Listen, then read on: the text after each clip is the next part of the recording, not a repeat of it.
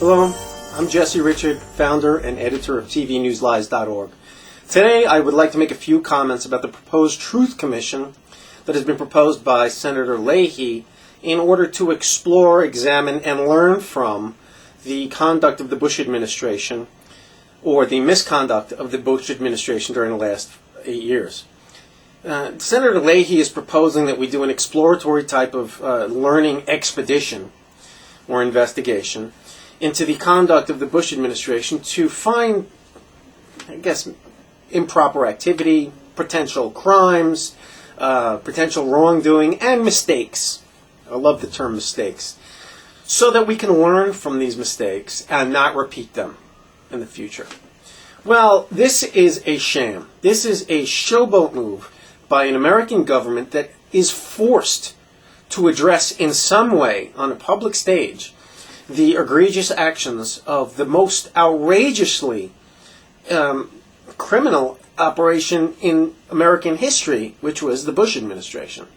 There is no way the new Obama administration or the current Congress, the Democratic Congress, can face the world, or even the American people, mostly the Democrats who have been up in arms over the Bush administration's conduct over the past 8 years.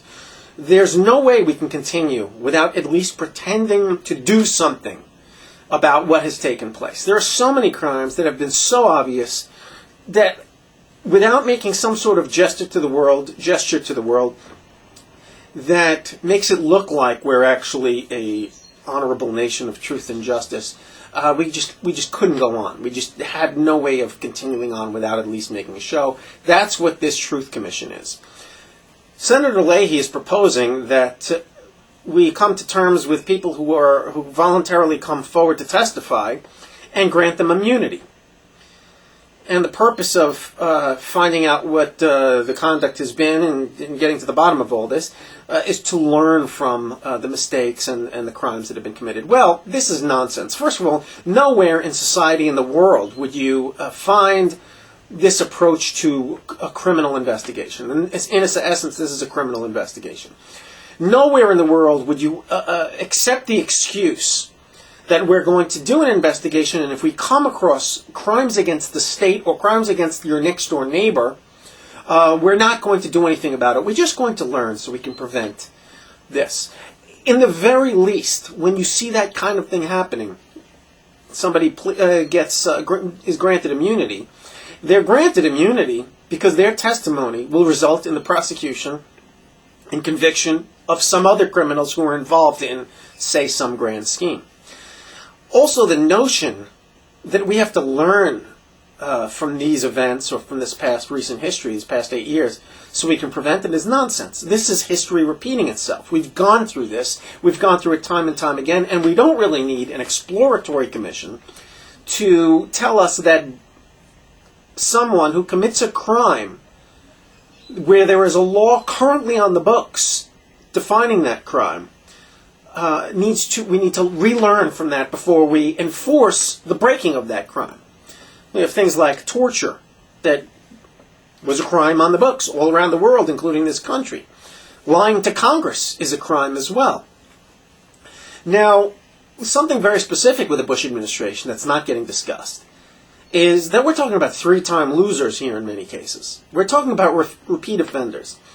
What most people don't know, because our criminal establishment media was in the business of making the American public believe in a reality that doesn't exist.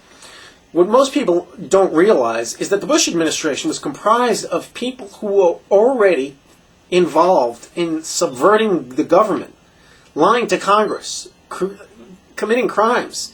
Keep in mind the entire cabal who was responsible for things like the Nixon crimes of Watergate and the Iran-Contra scandal resurfaced in the Bush administration. So we're talking about people who not only know how and have the will to subvert government and commit crimes, we're talking about people who have done so in the past. Dick Cheney, Donald Rumsfeld were part of the Nixon administration. Half of the Bush administration, from Richard Armitage to George W. Bush's father, were involved in the Iran-Contra scandal.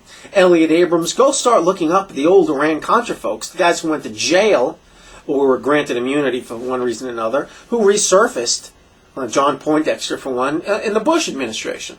So we're talking about people who have already committed crimes, who've already subverted government, who every time they get near government, they attempt to subvert the process and take over and not answer to any people or laws or committees or Congress.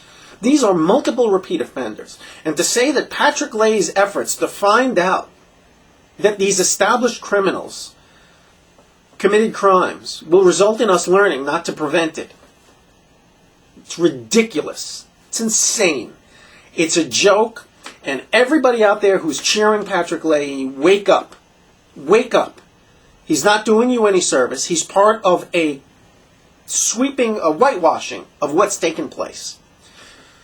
We don't talk about stolen elections in this country. We don't talk about the ridiculous disconnect between the official evidence of 9/11 and the official conclusion of the 9/11 story.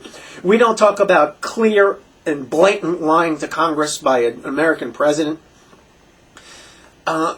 We have to wake up, and we have to stop living in the fake reality that is portrayed by the establishment media, and we have to start thinking for ourselves. When they're showing you an apple and telling you it's an orange, wake up, folks. It's okay to believe your own mind. It's okay to stand up and scream, that's an apple. In this case, you're being shown an apple, and you're being told it's an orange. Shove that apple down their throats this time. The Patrick Leahy Truth Commission is a sham, and it's getting very, very close to the point where the people are going to have to take the law into their own hands if their government won't enforce the law. This has been Jesse Richard for TV News Lies on a very, very sad commentary about the very, very sad state of the United States of America. Thank you.